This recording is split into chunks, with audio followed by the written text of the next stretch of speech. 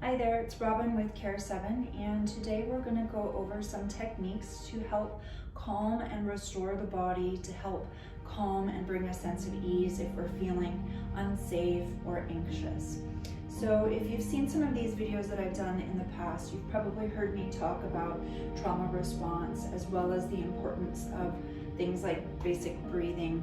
If you hadn't had a chance to check out those videos yet, please feel free to do so because they'll be a really nice complement to what we're going to do today. But just a really basic recap for you.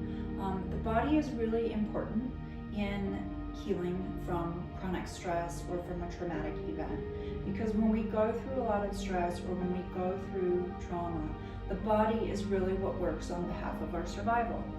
And when the body moves into that survival mode, it kind of pauses our emotional regulation, which happens in the middle of the brain, sort of, and our what we call executive functioning. It's a fancy name, but the reasoning and cognition and ability to think and process in the front of our brain. So those systems go on hold for this lower part of the brain, which is related to our survival. And it's really good that we have this lower part of the brain because it gets us through stressful and challenging and threatening events. But oftentimes what happens in a state of trauma is that part of the brain gets stuck.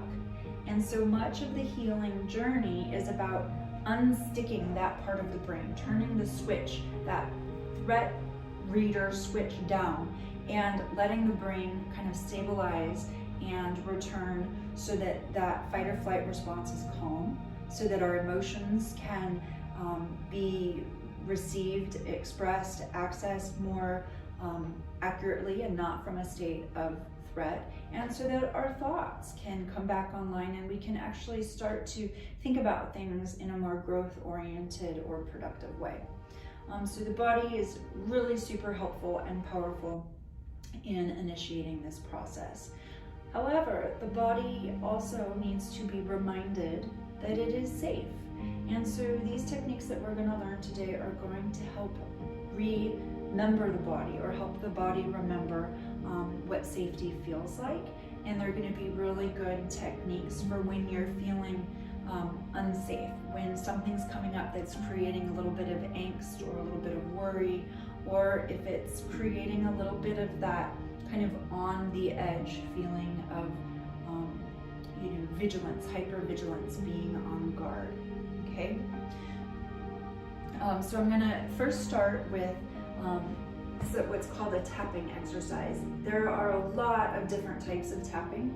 I'm gonna go over some very basic tapping today.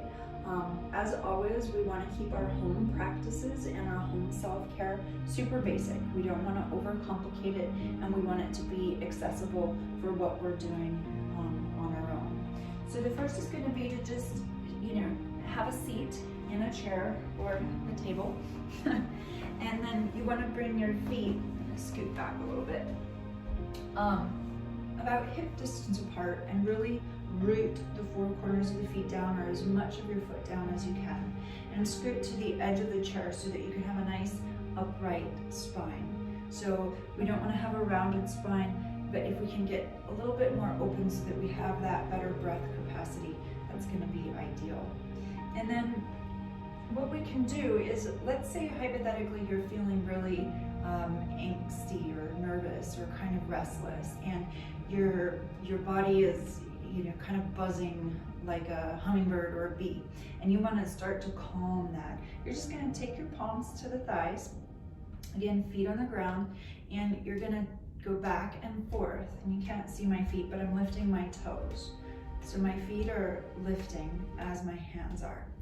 Now, the reality is, if you're really stressed, it might be a very irregular pattern, it might be all over the place, and that's okay, because it's going to let our mind focus on regulating the movement. So if it's all over the place, then just start really bringing all of your attention to the process of tapping. And then we want to tap with the breath. So inhale, exhale, inhale, exhale. And we want to try to find a steady cadence, a nice, smooth, steady cadence. Delicate rhythm, And just literally making contact of palm to thigh, foot to ground. And a mindful breathing in and a mindful breathing out. And what this, as well as the other body-based techniques that we're going to learn, what this does is it gets us into the present moment. So the mind has this extraordinary yet inconvenient and rather annoying capacity to wander to the past and to wander to the future and to disengage and to not be present. The body, however, keeps us securely anchored in the here and the now. So when the mind is worrying or ruminating or having angst, it can be really hard to pull it back in. So we draw our attention to the body, that material, tangible thing that allows us to be present and engaged in the moment. Okay? And that tapping, this tapping that we're doing here, is one way of doing it. So this is great if you don't have the space to stand up, if you're, at work, or you need to do this under your desk, you can do it a little bit more quietly. If you have the capacity to tap while standing, I really recommend that, because standing allows us to occupy space a little bit more, which is really good for our self-empowerment work. So when you're standing, the same thing, you can tap on the thighs, the side of the thigh. You can tap on the front of the thigh. Okay. If you're feeling really, really unsafe or extra nervous, cross right palm to left shoulder, left palm to right shoulder, and then you're going to tap there as well. Just gentle tapping. And then the last element of tapping that I'm going to introduce today is a tap with a sway. Okay, and this is just adding, a lot easier to do in standing than it is seated, obviously, but adding a swaying. Tapping and swaying. And then one more little feature to this, it's going to seem a little silly, but I'll explain why we do it in a moment. You can begin to incorporate with the swaying and with the tapping,